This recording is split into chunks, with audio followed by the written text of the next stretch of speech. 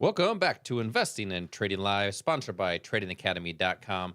My name is Josh Lilquist. In the last segment, we were talking about what is going on with this market. We had some great news this past week. CPI was quote-unquote good. Inflation has cooled, although the jobs report was up, I believe, right, Al? Yep. And the jobless claims were up. Yep. Jobless claims, correct. So, that doesn't sound good, but the market just continued to soar. So we talked about in that last segment, strategies that are designed to follow what the institutions are doing because they move about 80 to 90% of the market. So we can trade like them, not against them, or invest like them, not against them. And we had a lot of people texting in to the investing class that we do here locally. So we have local investing classes to train people just like you how to get in these markets safely, confidently. If you're brand new or you're a seasoned investor and you're looking to have more consistency, these classes are just for you. These are 2-hour classes.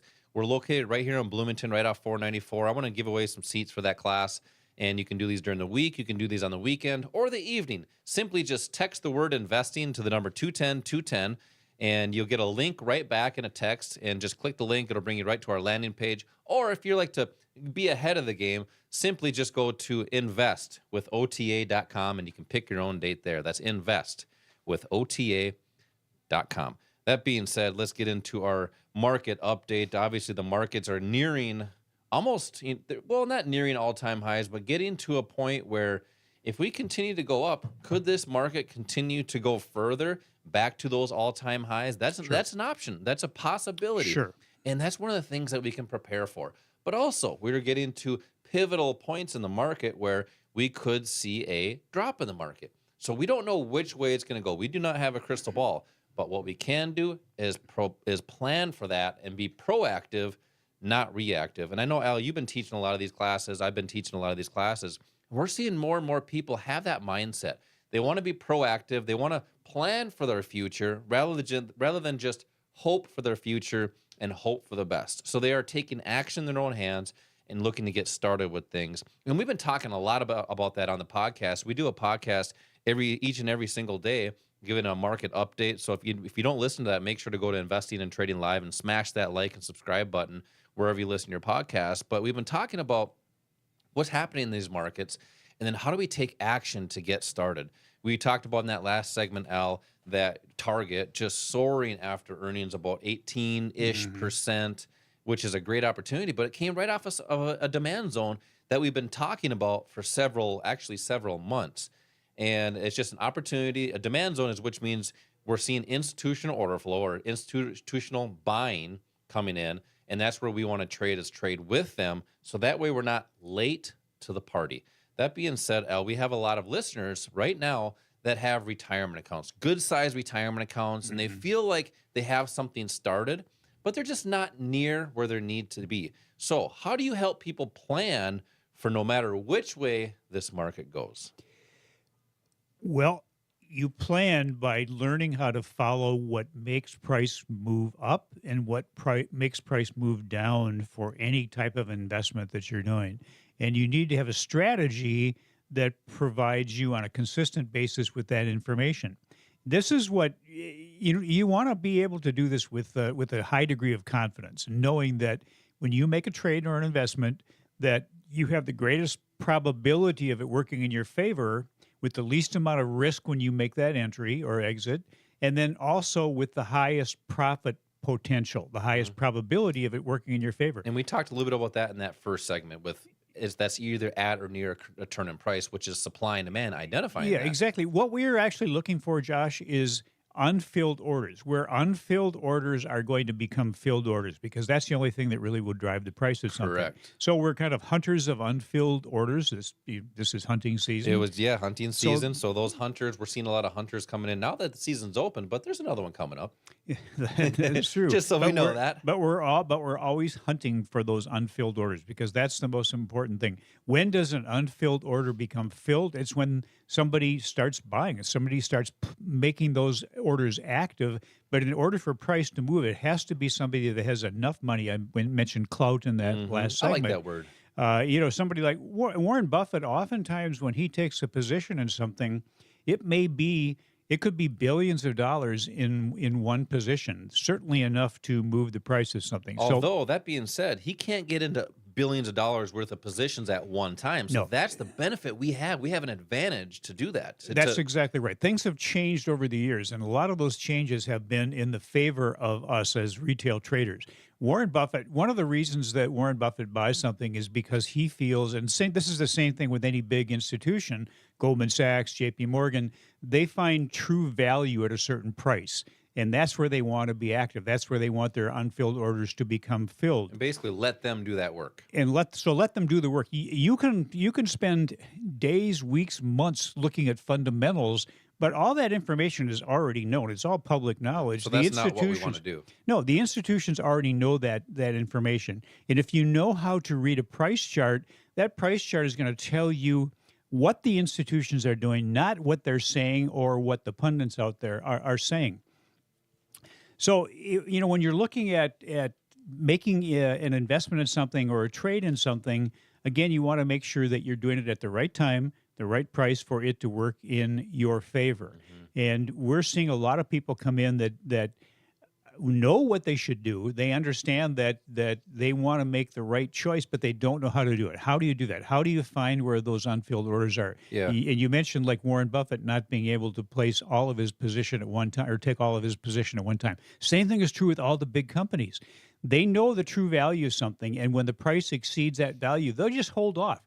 Part of their order maybe got filled enough to move it, but they're patient enough to wait until the price comes down into that same area where they feel there's value, which we have identified as a demand or buy zone, Yep. and then more of their orders are placed. And that's the cool thing is we're identifying that prior to that happening. So that's why we have an advantage. They move the markets. They do all the work.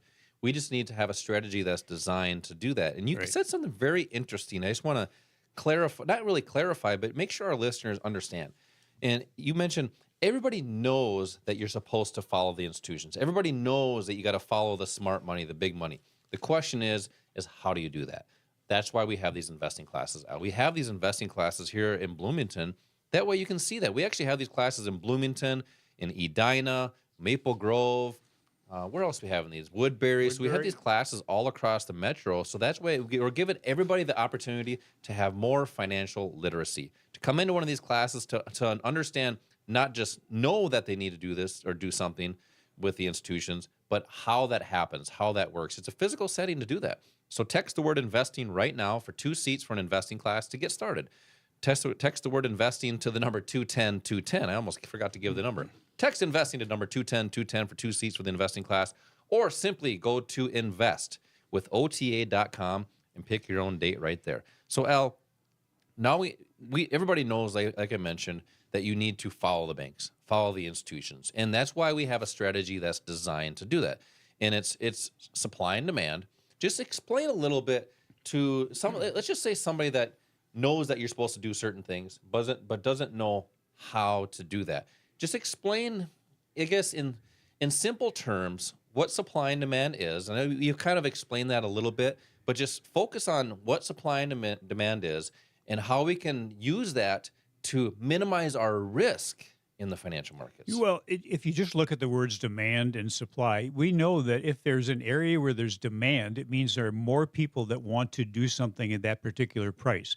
If there's more supply, we know there's a number of people or people with enough money invested to want to do something that's going to drive it the other way. So if there's more supply of something, price is going to go down. If there's more demand, price will go up. That's just a financial law that really can't be broken. Yeah, let me give an example. Let's just say I'm in the desert, okay?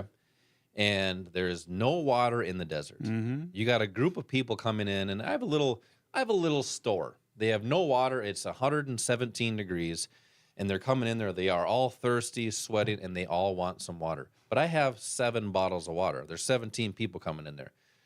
If there's seven bottles of water and there's 17 people, what can I do? I can continue to raise the price of that because there's a whole bunch of demand for less supply. And that's the same thing in the financial markets. If you have more buyers than sellers, price has to go up. Yeah. Now, what if I buy all those bottles of water from you? I have 100 bottles of water and there's 90 people in the desert. Hmm.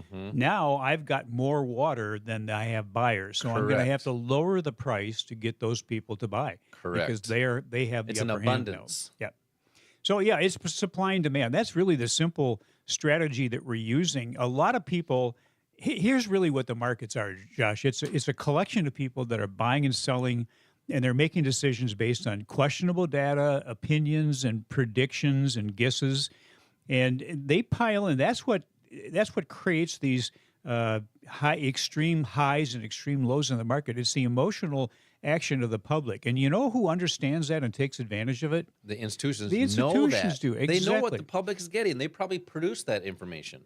Well, not only produce the information, they can actually maneuver the price of something to get the public to jump in. We just saw, a couple of days this last week where the market was up big. Hmm. And I can guarantee you there were a whole bunch of people out there thinking, you know what, I had this money now, I've had it in cash maybe for a while, or I think now is the time to get in. I have to get in because this market is going to keep going up. That's fear of missing out After price moved. after the price Price has is moved. up 10% in the last 2 weeks or so. Sure. So they're getting in after it moves. So think about that for a second.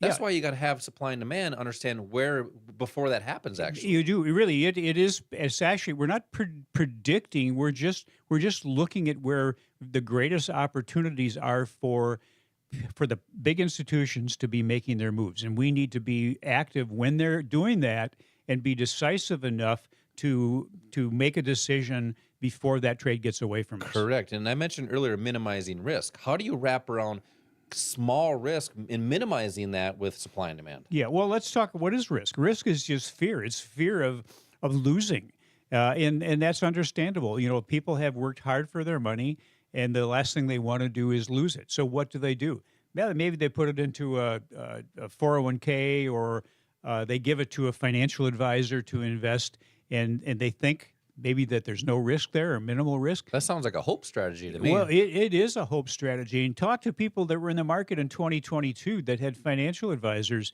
They lost money. The majority of the people that were in the market in 2022, in fact, the average 401k lost 25% in 2022.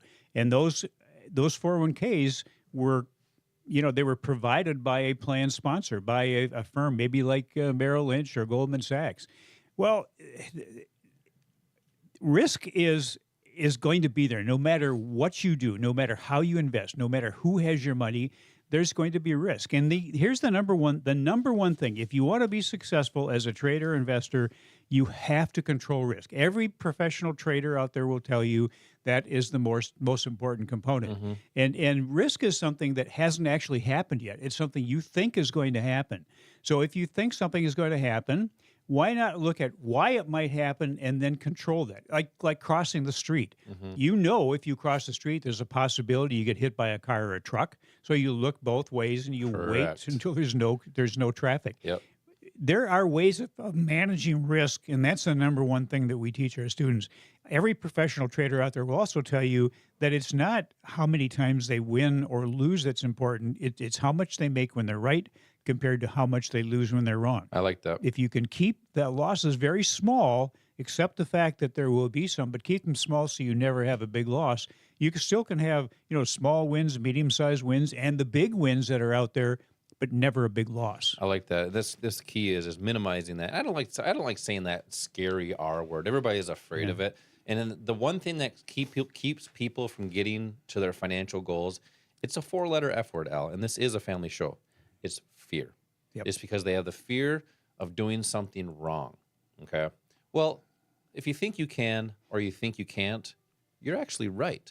And that's why we have people coming into these investing classes, because they want to know what to do to make a smart investing decisions, whether it's in your income account for an income strategy or it's in your 401k like you're talking about, an IRA, and how to have smart decisions there. So that way you can build for your future, not just hope. And I want to talk about something about hope in the next segment, so stay tuned for that. If you want to come into one of these investing classes that we have to talk about how to minimize risk in the markets, not have the fear of the markets, and be more confident in your decisions, text the word investing to the number 210-210, or simply go to investwithota.com and pick your own date for the class. We do these during the week and the weekend. Coming up next, Al mentioned we're hunters. I want to talk about hunting in the stock market to make smart investing decisions. So stay tuned. This is Josh and Al. We will be right back.